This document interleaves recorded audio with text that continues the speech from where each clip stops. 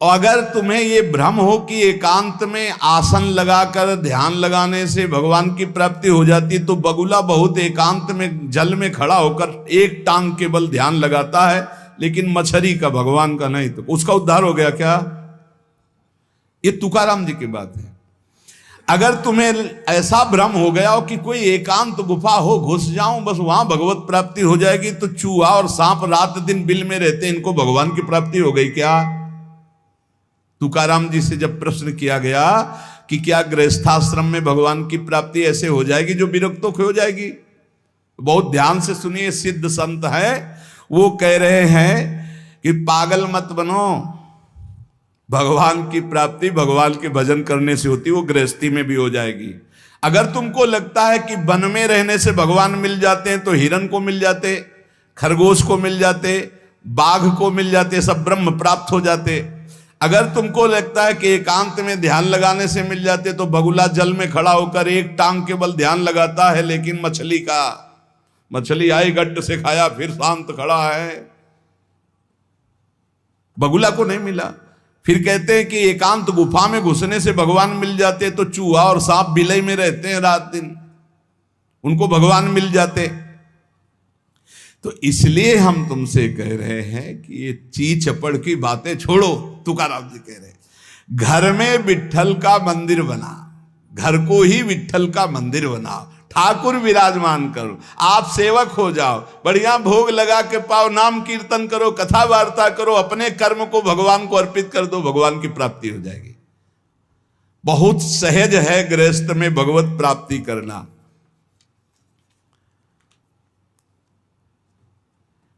हम तुमसे पूछते हैं, जो लोग सोचते हैं अन्न नहीं खाएंगे तो भगवान की प्राप्ति हो जाएगी,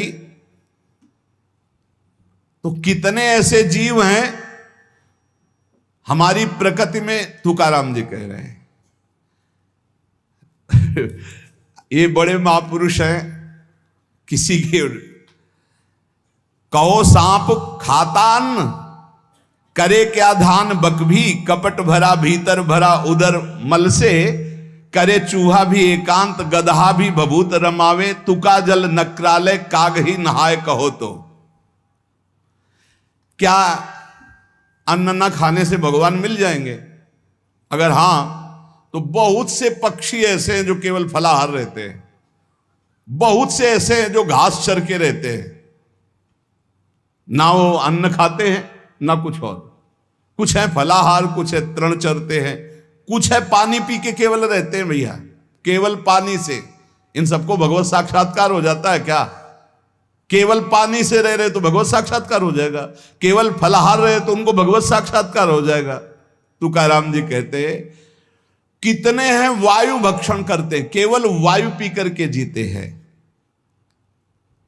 भीतर कपट भरा है, बाहर ये सब छोड़ रहे हो, कुछ लाभ नहीं मिलना है। चूहा बिल में एकांत में रहता है, भगवत प्राप्ति हो गई। गदहा खूब धूल में ऐसे लौटता, धूल लगाने से तो क्या उसे भगवत प्राप्ति हो गई, महापुरुष है। जल में घड़ियाल रहता है, भगवत प्राप्ति हो गई। कौआ भी जाके गंगा स्नान करता है, जल स्नान, भगवत प्राप्ति हो गई। भैया जब तक भजन नहीं तब तक भगवत प्राप्ति नहीं, बाहरी क्रियाओं से।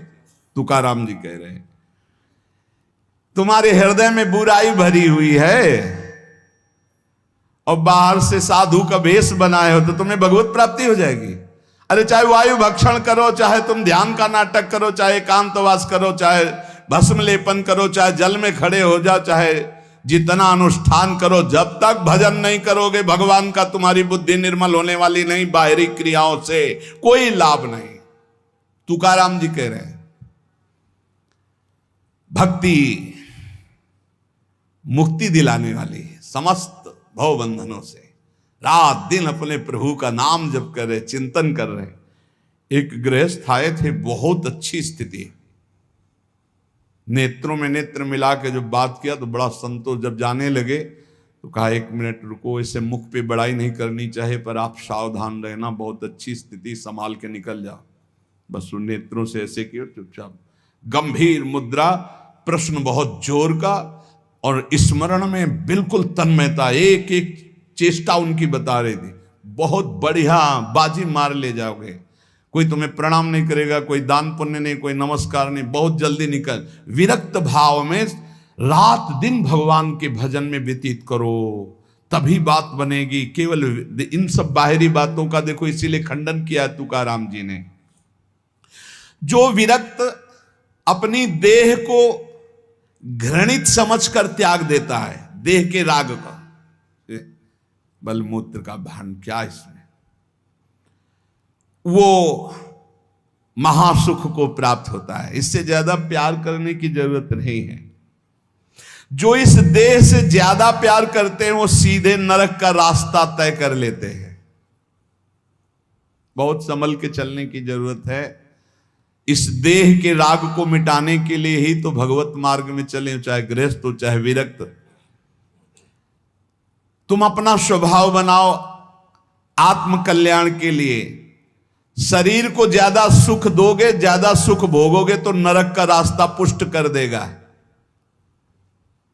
और शरीर का त्याग भी नहीं करना है कि मतलब, क्योंकि शरीर के बिना भजन नहीं होगा, शरीर के बिना साधना नहीं होगी। तो उचित खिलाओ पिलाओ, उचित विश्राम और खूब भजन और सतमार्ग की चेष्टाओं की।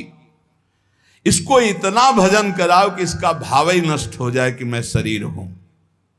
तुकाराम जी कहते इसमें संदेह नहीं। वैराग्य की बातें करने से वैरागी नहीं हो जाता।